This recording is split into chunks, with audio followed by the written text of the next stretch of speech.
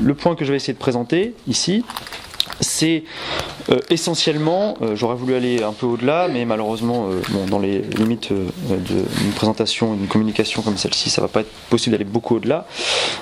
Donc ce que je vais essayer de présenter, c'est une analyse que propose Heidegger de la dette, notamment dans l'être étant. Ce qui retient mon attention dans cette analyse, c'est qu'elle essaye de disjoindre, elle va essayer de déconnecter le phénomène de la dette de son sens exclusivement ou prioritairement social. En d'autres termes, la dette va désigner un rapport à soi antérieur à toute forme de réciprocité, qu'elle soit économique ou morale. Ce qui ne va pas sans un certain paradoxe, dont Heidegger est d'ailleurs coutumier, puisque, encore plus sans doute qu'en français, le mot allemand Schuld, pour désigner la dette, signifie à la fois la faute morale et la créance économique. Être en dette signifie à la fois être débiteur, c'est-à-dire, pour reprendre les mots de Heidegger, ne pas satisfaire à la revendication de propriété des autres, et être responsable d'eux, c'est-à-dire être l'auteur ou la cause de quelque chose. La question qu'il pose, c'est celle de savoir si ces deux significations extrêmement familières du mot dette, comme créance ou comme faute, décrivent authentiquement le phénomène de la dette. S'agit-il de désignation fondamentale ou d'un sens dérivé de la dette? Alors, je vais d'abord présenter l'hypothèse de travail de Heidegger selon laquelle cette signification courante est prélevée à même une expérience inauthentique de la vie sociale. Ce que Heidegger appelle dans son jargon la quotidienneté moyenne. D'accord ? Dans laquelle, effectivement, dans cette quotidienneté moyenne, dans ce monde quotidien, effectivement, la dette signifie se confond avec l'expérience d'une responsabilité morale ou d'une dette économique. Or, ces formes connues de la dette, qu'elles soient publiques ou privées d'ailleurs, ne sont possibles, nous dit Heidegger, que parce que l'homme est fondamentalement endetté. Et que cet endettement ne résulte ni d'une promesse donnée, ni d'un contrat passé, ni même d'un sentiment de la faute. À l'origine, je ne suis en dette que par rapport à moi-même. C'est cette hypothèse que je vais essayer de présenter et que j'espère on pourra discuter, en essayant dans un dernier temps de lui donner peut-être une extension plus sociale, en essayant de présenter notamment un rapprochement, ou en tout cas une prolongation dans certaines réflexions qu'on peut trouver aujourd'hui dans les sphères économiques ou anthropologiques autour de ce qu'on appelle la dette primordiale. Alors pour commencer, je vais essayer de très rapidement présenter récapituler un petit peu le projet de Être étant et essayer de voir à quel moment dans ce projet la réflexion sur la dette intervient. Alors, le projet de Être étant, c'est le projet d'une ontologie, c'est-à-dire qu'il s'agit de poser la question de l'être. Que signifie être ? Être, ce concept qui est le plus utilisé et en même temps le moins questionné. On parle toujours de être, mais on ne se demande jamais ce que c'est. Pour cela, il n'est pas possible de partir d'une réflexion abstraite ou purement théorique ou spéculative. Il faut partir de ce que Heidegger appelle des étangs, c'est-à-dire la réalité, pour le dire très simplement. Cette table, cette université, une vache, un souvenir, n'importe quoi, ce sont des réalités, ce sont des étangs. D'accord ? Donc il faut partir de la réalité pour construire une réflexion philosophique et même une ontologie. D'accord ? Le point de départ de l'ontologie, c'est un étant particulier, qui est l'homme. Alors, dans le jargon de Heidegger, c'est le Dasein, mais disons l'homme, ça revient à peu près à la même chose. On part de l'homme, de cet étant particulier qu'est l'homme, qui est particulier pour la raison tout simplement assez évidente qu'il n'est pas indifférent à son être. Qui suis-je est une question que chacun de nous se pose. Et qui ne laisse personne indifférent. Et donc, le projet, c'est de savoir qui suis-je et le projet d'être étant, c'est d'essayer d'examiner cette question. L'un des premiers résultats auxquels on peut arriver, c'est de montrer que je suis, un être qui existe dans le monde. Être, c'est être au monde. D'accord. Et donc c'est ce monde qu'il va s'agir de décrire. Mon existence est une existence au monde, et ce monde, c'est celui de ce que, tout simplement, on appelle la vie quotidienne, cette quotidienneté moyenne, normale, banale, médiocre. Et l'être de l'homme ne se révélera nulle part ailleurs que dans certains comportements normaux, quotidiens, dans sa manière d'être avec les autres, dans le monde social. Alors ce monde social, c'est un monde fait de personnes et de choses. Nous sommes toujours au milieu, au contact de choses et de personnes. Alors, ce contact, Heidegger lui donne deux significations. C'est ce qu'il appelle la préoccupation, je me préoccupe des objets de mon quotidien, et la sollicitude, pour désigner mon rapport aux autres. Être, je suis toujours avec autrui et pour autrui, nous dit-il. Ces deux phénomènes, de la préoccupation pour les objets et de la sollicitude envers les autres, dérivent d'une structure unitaire, comme de leurs conditions de possibilité, que Heidegger thématise comme le souci. Le souci, c'est la structure fondamentale de l'existence, et ce souci prend trois formes majeures, trois composants majeurs de l'existence, que sont l'affection, nous sommes toujours dans une certaine tonalité, la parole, nous parlons, et la compréhension, le comprendre, puisque nous sommes toujours dans une certaine compréhension, notamment à l'égard des autres. Mais ce qui est intéressant, je crois, c'est que Heidegger nous montre que ces structures fondamentales qui font notre existence s'abîment, se perdent en tout cas dans l'existence quotidienne, banale, triviale. Ces potentialités de l'homme sont en un sens obscurcies dans notre existence quotidienne, dans ce que Heidegger appelle le on, la dictature du on. Dans le on, le moi s'oublie et s'interdit de se comprendre comme il est, comme il s'interdit de comprendre les autres et de comprendre le monde qui l'entoure. Le Dasein se perd, l'homme se perd dans le on, comme le montre un certain nombre de descriptions assez désabusées que peut faire Heidegger de ce monde quotidien social, où il nous montre que la parole, cette structure fondamentale de l'existence, se travestit souvent en bavardage, le comprendre en curiosité et l'affection en équivoque. Les hommes parlent pour ne rien dire, ou ne font que dire ce qu'on dit, quand ils n'écrivent pas ce qu'on écrit ou ce qu'il faut écrire. Donc le bavardage, la curiosité et l'équivoque sont les traits caractéristiques de ce monde quotidien inauthentique. D'accord.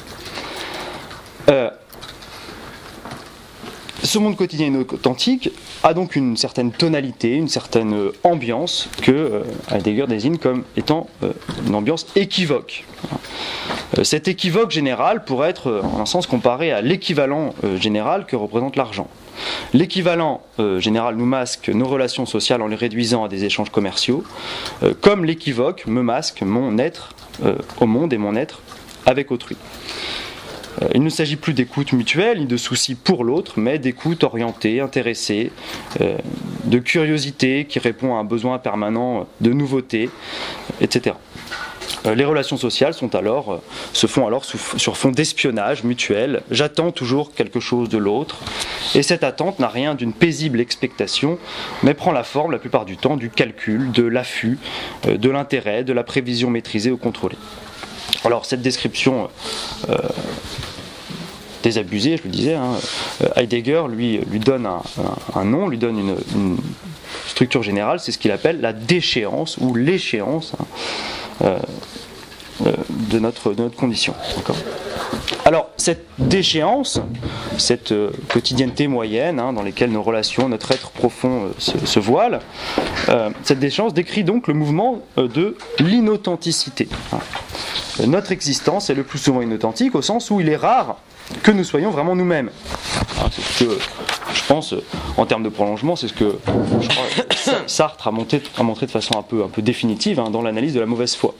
Nous ne sommes jamais vraiment nous-mêmes, nous jouons un rôle et nous nous échappons la plupart du temps à nous-mêmes. Cette déchéance est un mouvement de fuite où nous tournons le dos à ce qui nous est propre pour nous engluer, pour coller à une image que le monde nous renvoie. Cette déchéance est à la fois un fait et en même temps un mouvement, c'est-à-dire que il y a quelque chose de rassurant, de réconfortant. Face au vertige de devoir être soi, il est souvent plus réconfortant de coller à une image ou à un rôle que l'on doit tenir. C'est pourquoi la déchéance est à la fois tentatrice et aliénante, car elle nous fait devenir étrangers à ce que nous sommes. Alors dans ce mouvement de fuite en avant de soi, naît ou peut naître un sentiment particulier que Heidegger décrit comme l'angoisse. Et l'angoisse, c'est ce mouvement par lequel l'homme va s'échapper à lui-même dans la déchéance quotidienne. Et dans cette quotidienneté qui forme le fond de notre existence, eh bien, une question peut jaillir, ou en tout cas un sentiment peut jaillir, c'est cette angoisse. Tout cela est-il bien sérieux ? L'angoisse désigne un sentiment d'étrangeté. Est-ce que je n'exagère pas mon importance ou l'importance de ce que je fais, la réalité de mon affairement, de mes préoccupations quotidiennes ? L'être que je suis est-il alors cet être social, socialisé, défini par son emploi, ses occupations, ses relations ou ses goûts ? Le confort des habitudes et des formules toutes faites devient gênant. Le monde prend une tournure étrange et de là peut naître une inquiétude que Heidegger nomme l'angoisse. Et cette angoisse va sonner l'alerte en un sens. Cette angoisse va être le symptôme de quelque chose qui ne va pas. D'accord ? Donc on pourrait d'ailleurs trouver des signes physiques, voire cliniques. L'angoisse qui prend à la gorge, comme dit Heidegger, l'angoisse qui nous serre, l'angoisse qui nous étrangle, qui nous oppresse. Mais par là même, l'angoisse aussi me ramène à moi-même, puisqu'elle introduit précisément un sentiment d'étrangeté, d'inquiétante étrangeté dans la quotidienneté. Elle introduit un trouble dans le monde, une inquiétude. Et si la tranquillité réconfortante de la quotidienneté n'était qu'une illusion ? Le plus familier devient donc étranger. Et ce sentiment d'étrangeté rend possible peut-être une déchirure au sein de l'inauthenticité et devient synonyme de la possibilité de se choisir soi-même, c'est-à-dire la possibilité de la liberté. Ça va être donc tout l'enjeu de la deuxième section du livre Être étant, du livre de 1927, de déterminer, à partir de l'angoisse, les conditions de possibilité d'une réappropriation de soi, par-delà les masques de la quotidienneté inauthentique, de laquelle pourtant on ne pourra jamais s'extraire. Alors, comment opérer, comment cette reconquête de soi, cette réappropriation de soi peut-elle procéder ? Quels indices peut-elle trouver auxquels nous puissions nous fier pour échapper à cette dictature du on ? Comment ressaisir sa vie et faire le choix de choisir ? Alors c'est là, donc dans ce contexte que Heidegger va introduire le concept de dette. En effet, l'inquiétante étrangeté de l'angoisse introduit une fêlure, comme je l'ai dit, qui a le sens d'un appel. Je comprends quelque chose, je comprends que quelque chose ne va pas. Et la seule manière de décrire cet appel, d'en déceler l'origine, c'est de le comparer à un appel moral. Je me sentirais coupable, un peu comme une mauvaise conscience. Je serais pris par le regret ou le remords. Mais comment comprendre cet appel de la conscience qui nous pousse à nous extraire d'une image mutilée de nous-mêmes, autrement que, comme l'appelle une conscience morale, moraliste, moralisatrice d'un être en dette ? Que n'ai-je pas fait que j'aurais dû faire ? Et alors la question se pose, qui dit comment nous sommes en dette et ce que dette signifie ? Alors tout le paradoxe pourrait alors se résumer de la manière suivante. Comme toute idée, l'idée de dette ne peut être forgée arbitrairement ou imposée de l'extérieur à l'homme. Il faut penser la dette à partir de l'expérience humaine et quotidienne de l'endettement. Or, comme je l'ai dit, l'expérience humaine et quotidienne est souvent trompeuse, en tout cas inauthentique. Néanmoins, je cite Heidegger, dans toute erreur de vision se dévoile en même temps une indication en direction de l'idée du phénomène.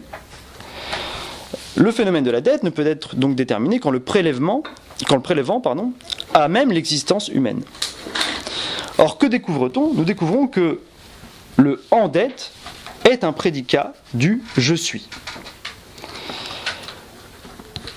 Et Heidegger pose explicitement la question, je le cite, est-ce que ce qui est compris comme dette dans une explication inauthentique se trouve quand même dans l'être du Dasein comme tel?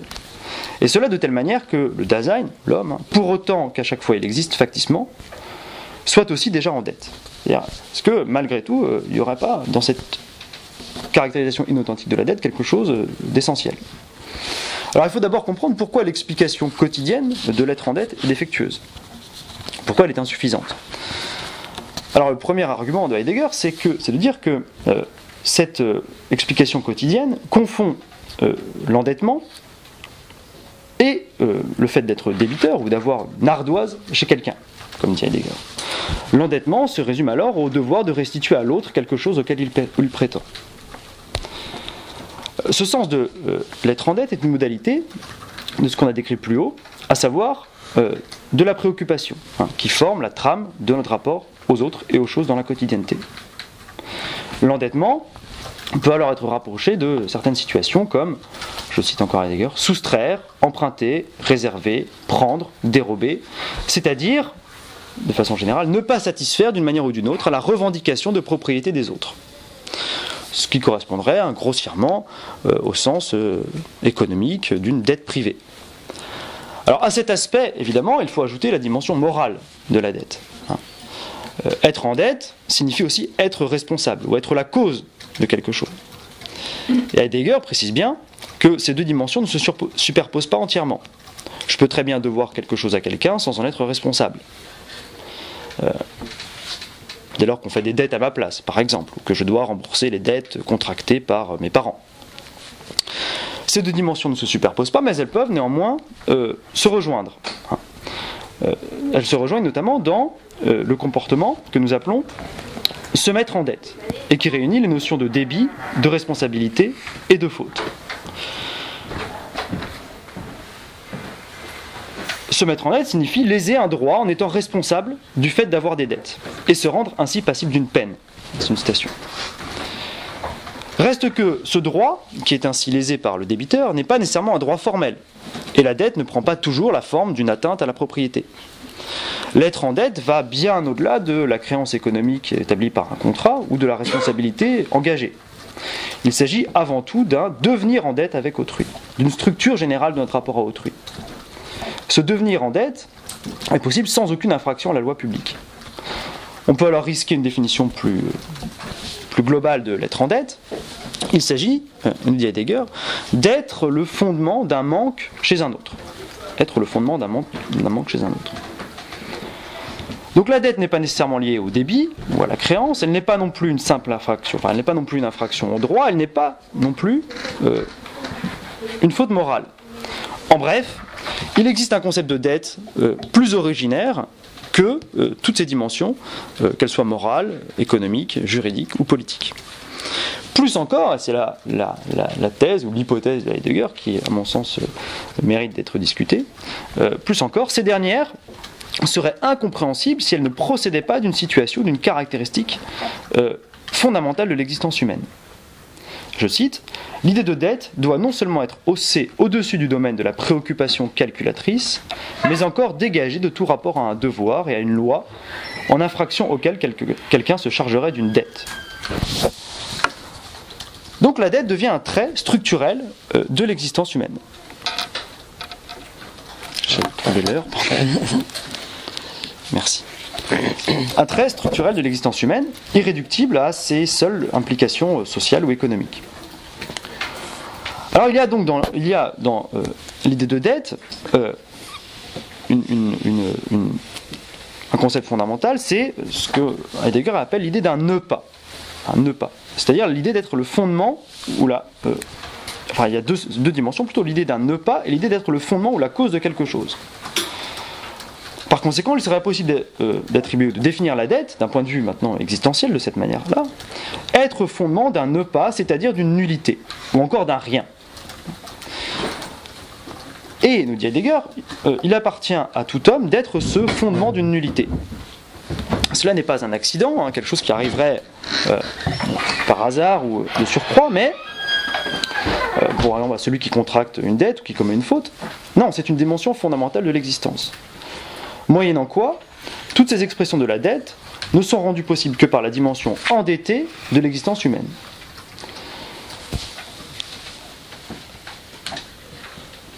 L'endettement, l'être en dette ne provient pas d'une situation effective d'endettement, c'est au contraire l'endettement qui n'est possible que sur le fondement d'un être en dette originaire. En dette, nous le sommes par nature ou par essence, car nous sommes au fondement de notre propre nullité. Voilà ce que dit Heidegger. Le paradoxe est le suivant, nous ne sommes pas le fondement de notre être, et pourtant, nous devons agir comme si nous l'étions, puisque nous en sommes responsables. C'est tout le paradoxe. Je suis responsable d'une chose, en l'occurrence mon être, dont je ne suis pas la cause. Mais je dois faire comme si j'en étais la cause. Oui, je ne suis pas encore capable de me créer moi-même.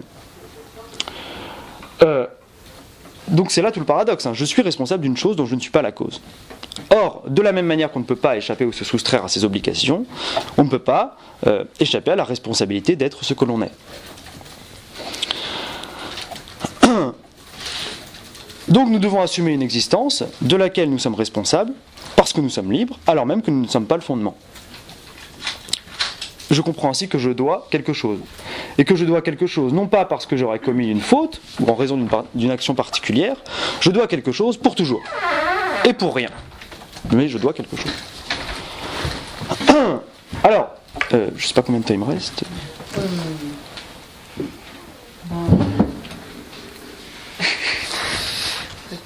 Pas longtemps. Pas longtemps, d'accord.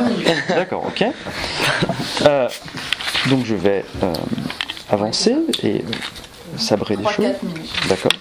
Alors, plutôt que de...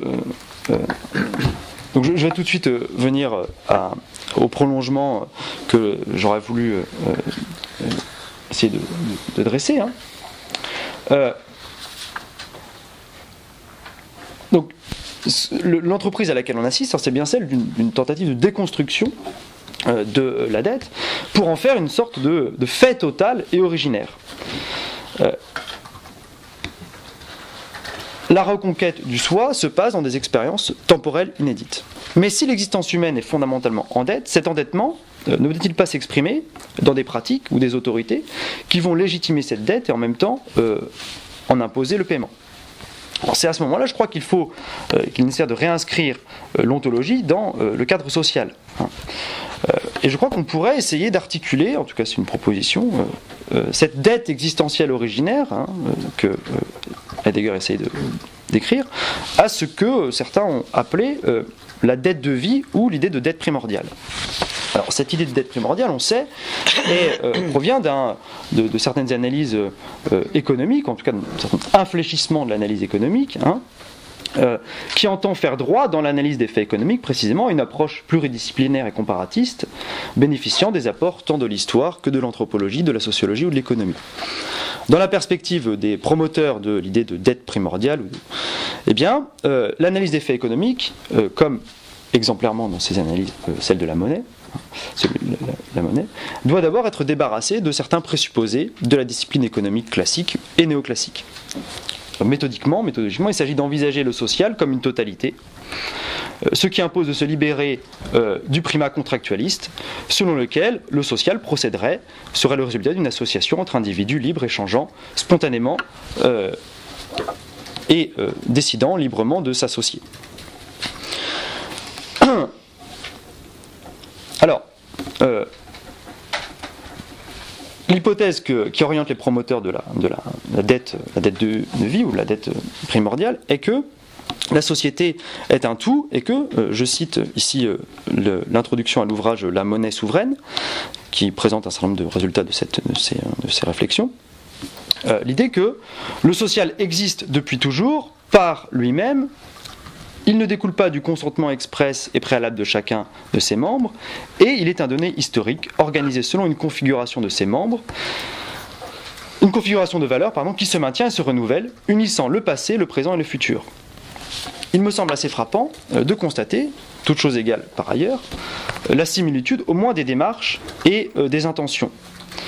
Il s'agit de remonter, dans les deux cas, à une expression du social ici, qui précède toutes les constructions du lien social depuis la souveraine liberté de l'individu.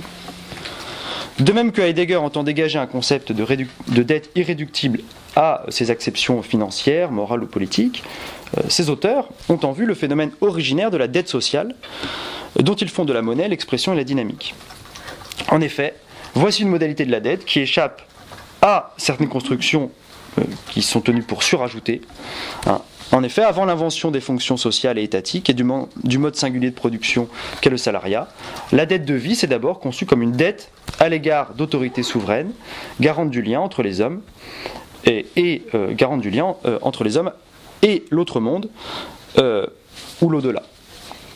Créditées d'une autorité ou d'une souveraineté divine, ces institutions garantissaient la protection des individus et de la société dans son ensemble, moyennant un certain nombre de contreparties.